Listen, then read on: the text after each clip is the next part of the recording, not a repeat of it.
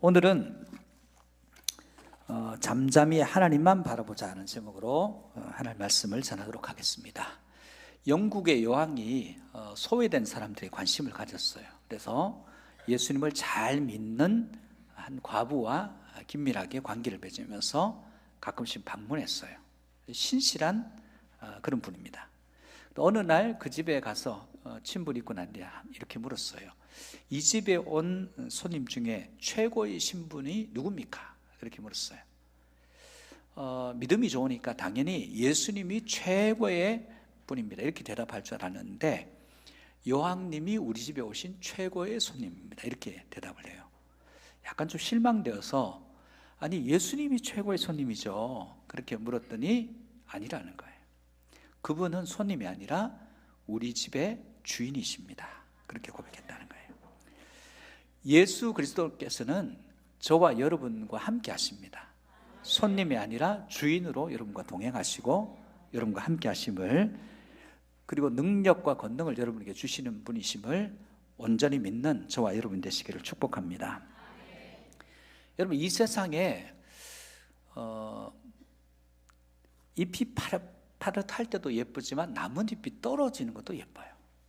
그리고 열매가 파릇파릇할 때보다 이렇게 누렇게 익어갈 때, 곡식도 그렇고 그때가 또 아름다워요. 열매가 맺어갈 때.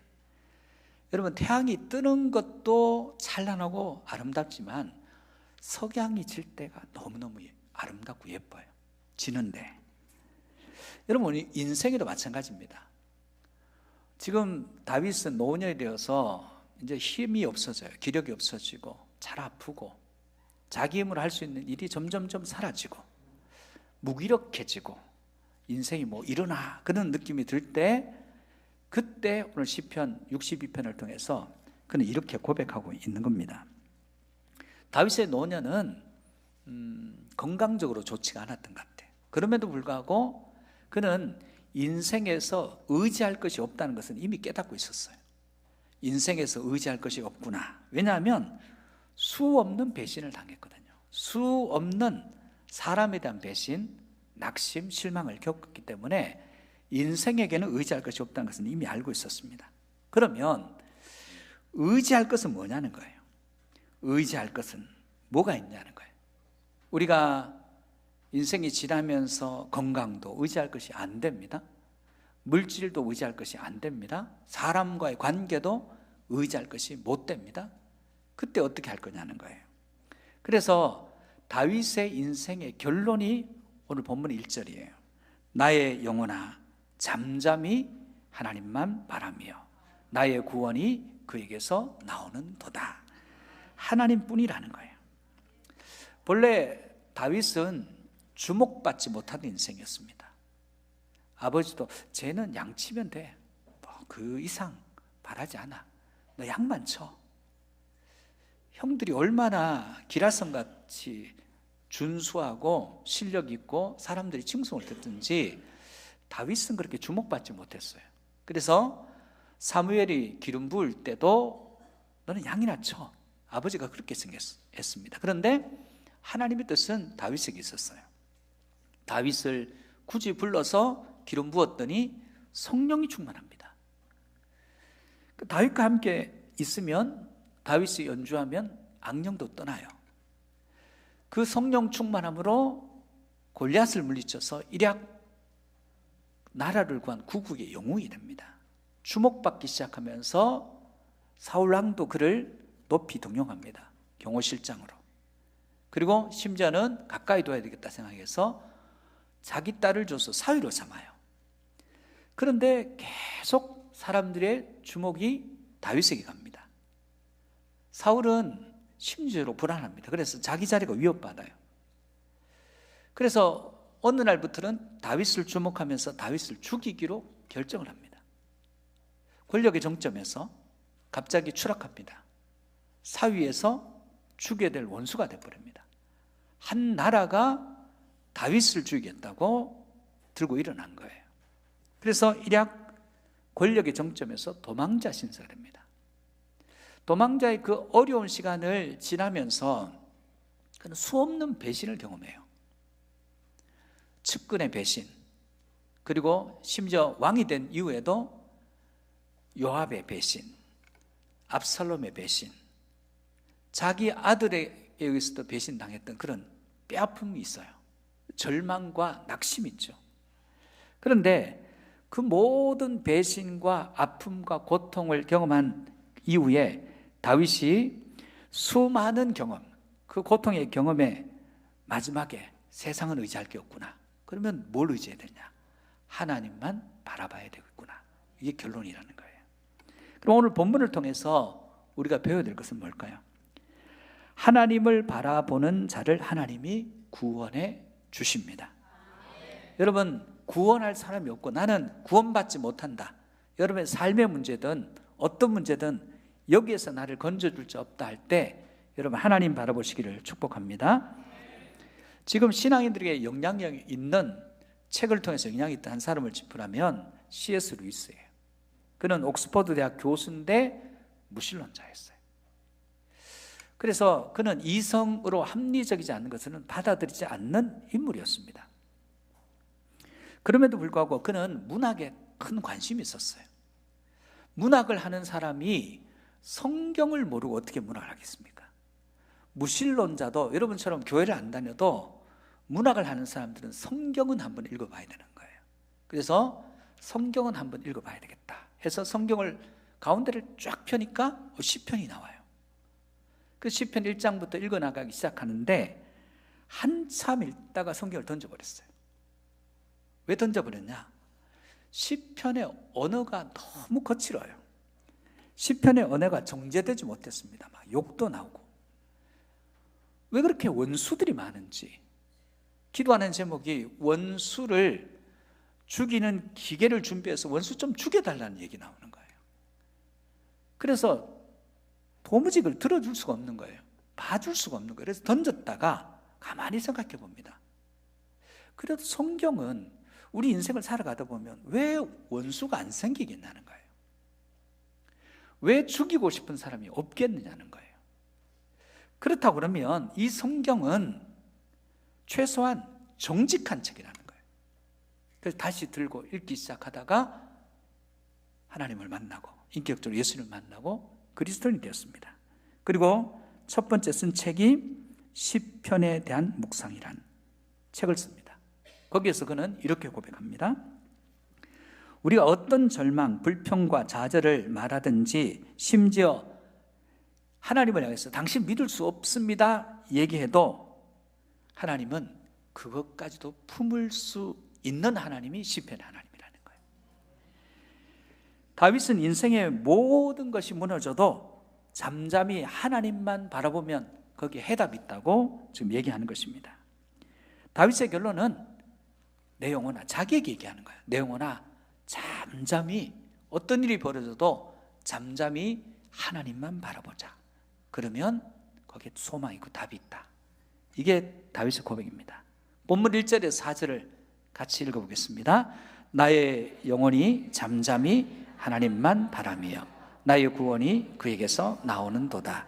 오직 그만이 나의 반석이시요 나의 구원이시요 나의 요새이시니 내가 크게 흔들리지 아니하리로다. 넘어지는 담과 흔들리는 울타리 같이 사람을 죽이려고 너희가 일제히 공격하기를 언제까지 하려느냐. 그들이 그를 그의 높은 자리에서 떨어뜨리기만 꾀하고 거짓을 즐겨하니 입으로는 축복이요 속으로는 저주로다. 내 영혼아, 잠잠히 하나님 바라라. 여기서 잠잠이가 어떤 뜻일까요? 여기서 잠잠이라는 말은 첫 번째는 하고 싶은 말 다 하고 살지 말라는 거예요. 나는 꼭 해야 되겠어, 이 얘기를. 나는 할 말은 하는 사람이야. 이게 좋은 게 아닙니다. 할 말을 꼭 해서 문제가 생겨요. 할 말을 다 해서 문제가 해결되는 게 더 꼬이고 더 문제가 생기고 더 낙심하게 되더라는 거예요. 여러분 하고 싶은 얘기 했을 거예요. 다 하지 마시기를 축복합니다. 그 하나님께 가져갔어요. 하고 싶은 말을. 두 번째는 변명을 멈추라는 거예요. 걱정이 옵니다. 걱정을 잠재우고 싶어가지고 원망합니다. 논리적으로 하다 보니까 변명하게 되고 그리고 다투게 되고 쓸데없는 일들이 계속 일어나더라는 거예요. 자꾸 말하다 보니까. 이게 잠잠하다는 거예요. 모든 싸움은 되게 쓸데없는 말부터 시작합니다.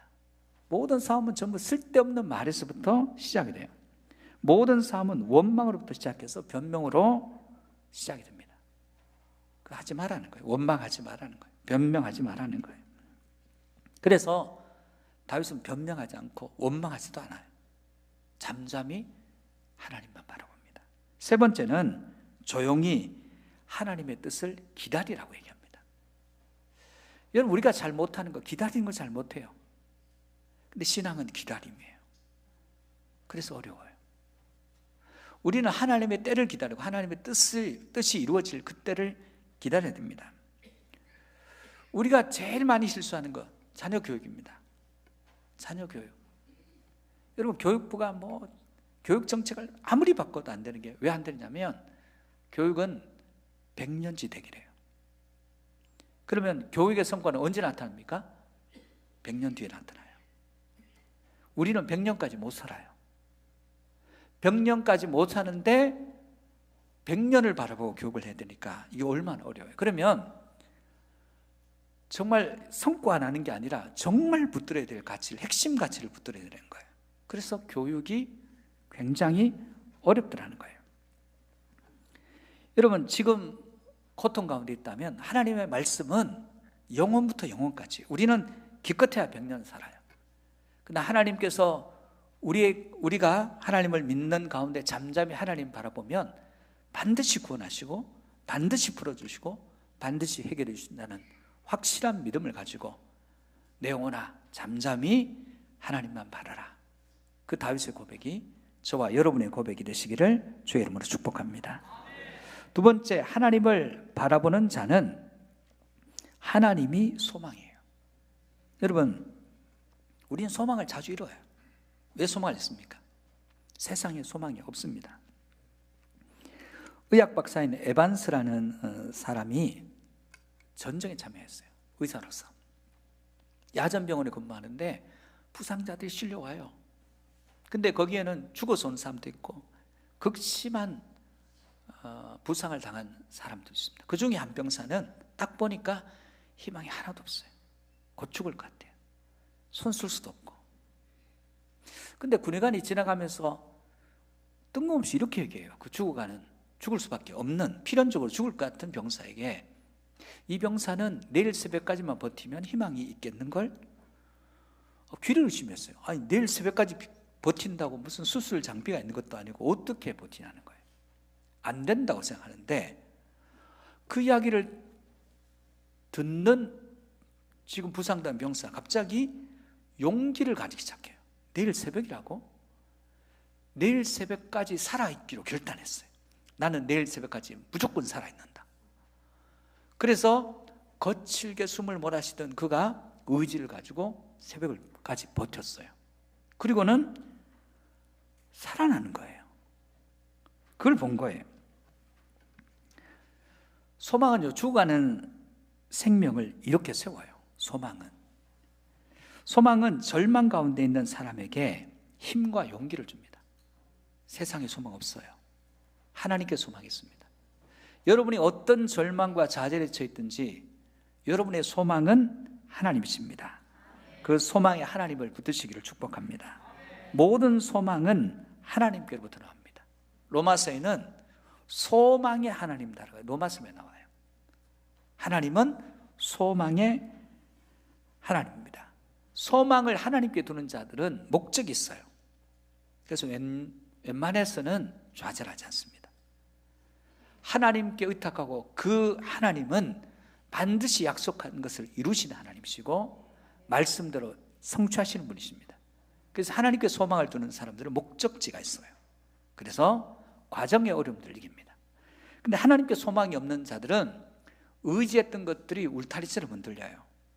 담처럼 나를 지켜줘야 되는 것들이 흔들리기 시작해요. 절망이 오는 거예요. 이건 나를 지켜주겠지. 저 사람은 나를 지켜주겠지. 결코 그렇지 않다는 겁니다. 본문 5절 7절 말씀을 같이 보겠습니다.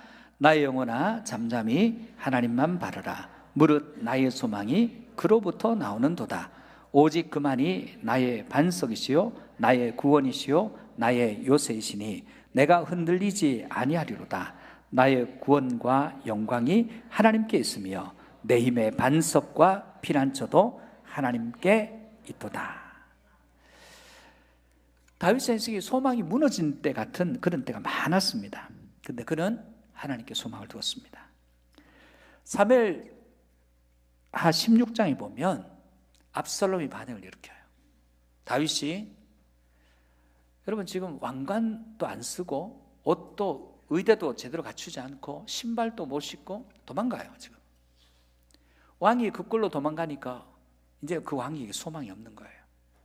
그래서 베냐민 지파의 시므이가 우리 베냐민 지파 사울을 무너뜨리니 너도 같은 꼴이군 하면서 욕하고 저주하기 시작합니다. 그 강 저편에서 이쪽에 있던 요압의 동생 아비새가 왕에게 합니다. 왕이여, 제가 건너가서 죽이고 올까요? 그때 말립니다. 그거 하지 마라. 너하고 무슨 상관이냐고. 그러면서 이렇게 얘기해요. 저 사람이 나를 욕하고 저주하는 것 때문에 지금 당사자는 시므이와 다윗의 문제예요.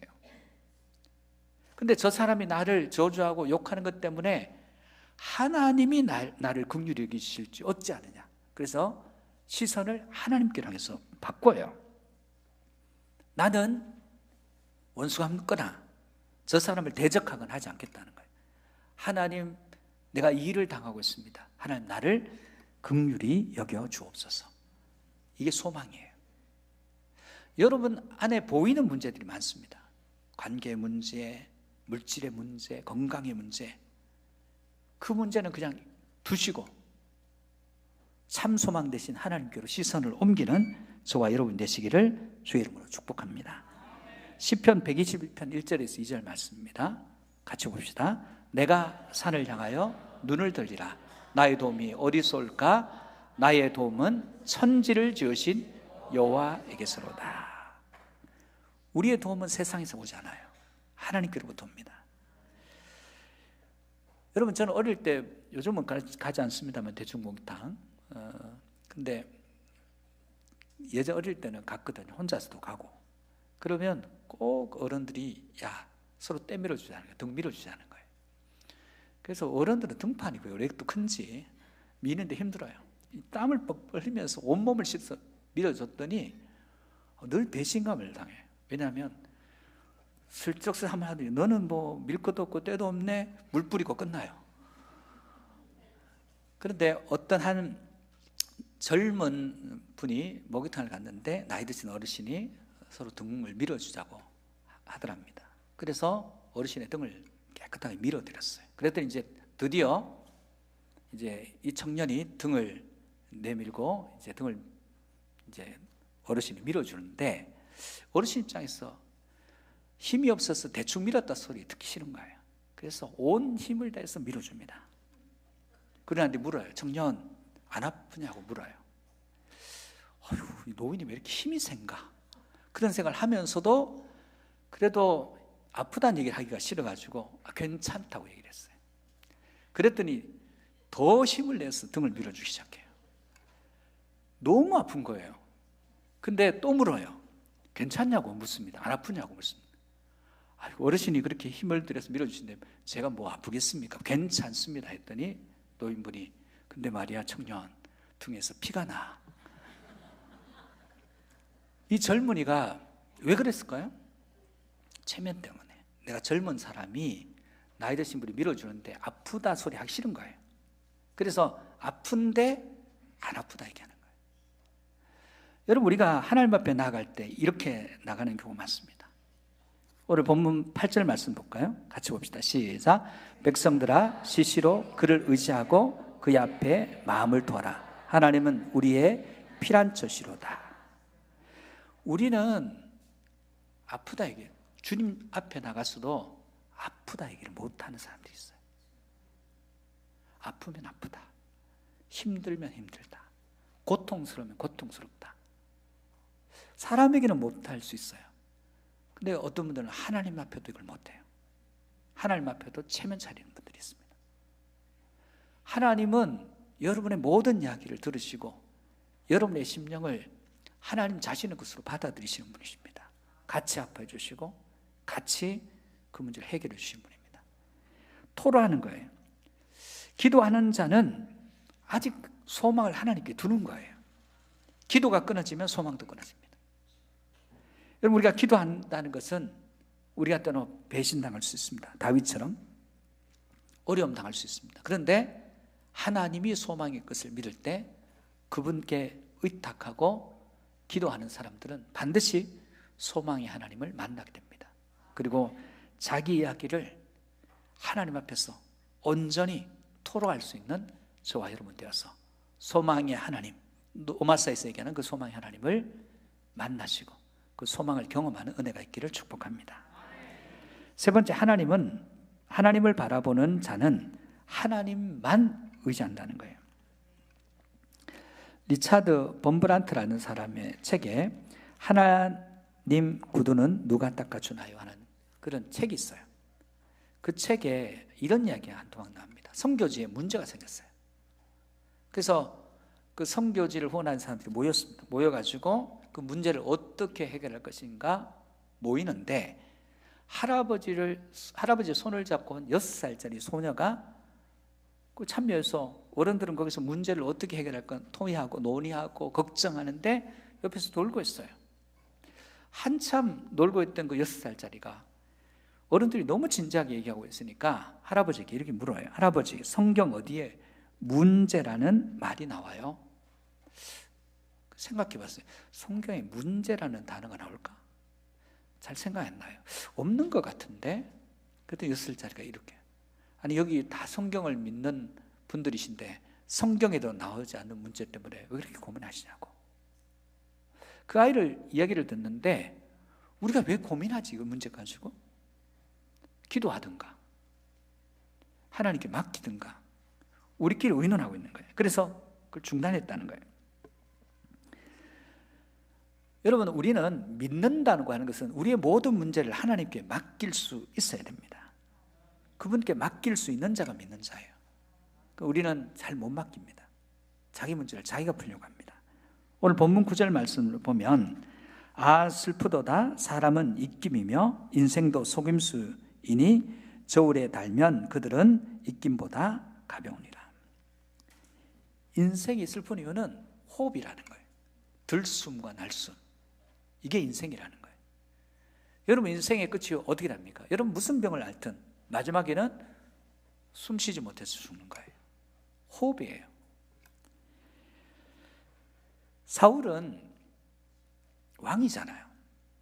사울은 왕인데 계속 다윗을 봐요. 잠잠히 다윗을 봅니다. 계속 다윗을 묵상합니다. 저 다윗을 죽여야 되는데, 그래야 내 아들의 자리가 안정되는데. 지금 다윗의 입장에서는 사울이 자기를 계속 공격해요. 사울이 자기를 계속 공격하기 때문에 다윗도 사울을 주목해야 됩니다. 저 인간이 어디로 쳐들어올까? 어디로 나를 포위하러 올까? 근데 다윗은 사울에 관심 없어요. 하나님을 바라봐요. 하나님을 의지해요. 이게 다른 거예요.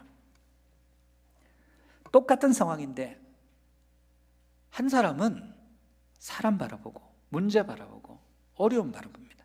한 사람은 그 어려움을 두고 그 문제에서 시선을 돌려요. 하나님을 바라보고 하나님을 의지하더라는 것입니다. 그래서 다윗은 자기를 심판하신 하나님, 사울을 심판하시는 그 하나님을 의지하더라는 거예요. 의지하면 문제가 풀리고 해결되더라는 거예요. 여러분, 우리 인생은 다 유한합니다. 우리가 의지할 수 없는 대상을 신뢰하면 그것이 무너질 때 함께 우리도 무너지게 되더라는 거예요. 그래서 인생을 의지하지 말라는 이야기를 이사야서 2장 22절이 이렇게 말하고 있습니다. 너희는 인생을 의지하지 말라. 그의 호흡은 코에 있나니 새말 가치가 어디 있느냐. 인생이 코에 있다는 거예요. 여러분, 우리는 들숨과 날숨이 나오죠. 여러분, 우리가 호흡을 뭘로 합니까? 코로 합니다. 코. 이 두 구멍으로 하는 거예요. 입으로도 하는데 입으로 계속 숨을 쉬어 보십시오. 목이 마르고, 이거는 음식을 먹는 기관이지 호흡하는 기관은 아니에요. 코에 있는 거예요. 그래서 우리는 이 콧구멍 하나만 막혀도 호흡이 어려워요. 힘듭니다. 깊은 숨은 입으로 하는 거죠. 깊은 숨은 코로 하는 거예요.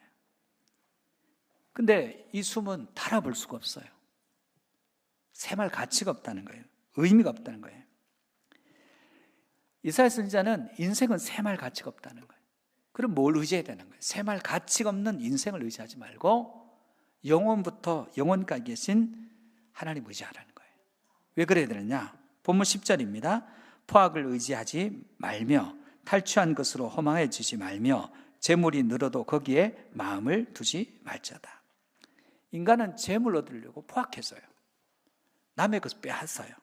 근데 그래서 하나님이 하나님이 되는데 물질이 하나님이 돼요. 그랬더니 하나님 바라봐야 될 인생이 물질을 의지한다고 그 물질이 우리를 지켜주지 않더라는 거예요. 결국 하나님 의지하면, 말씀 의지하면 지켜주지만 인생을 의지하거나 건강을 의지하거나 물질을 의지하거나 관계를 의지해서 세워지는 게 아니더라는 거예요. 본문 11절 12절 말씀입니다. 하나님이 한두 번 하신 말씀을 내가 들었나니 권능은 하나님께 속하였다 하셨도다. 주여 인자함은 주께 속하오니 주께서 각 사람이 행한 대로 갚으심이니이다. 성경은 하나님 바라보고 하나님 의지하면 승리한다고 얘기하고 있습니다. 시편 146편 3절에서 5절 말씀을 같이 한번 보겠습니다. 귀인들을 의지하지 말며 도울 힘이 없는 인생을 의지하지 말지니 그의 호흡이 끊어지면 흙으로 돌아가서 그날에 그의 생각이 소멸하리로다. 야곱의 하나님을 자기 도움으로 삼며 여호와 자기 하나님에게 자기의 소망을 두는 자는 복이 있도다. 성도는 영원하신 하나님의 말씀을 믿고 의지해야 됩니다. 세상은 변해요. 하나님 변하지 않습니다. 베드로전서 1장 24절 25절입니다.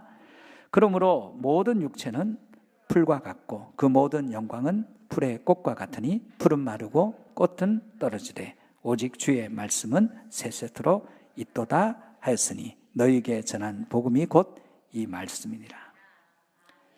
사람의 말도 소멸돼요. 그 사람이 영원하지 않기 때문에, 유한하기 때문에.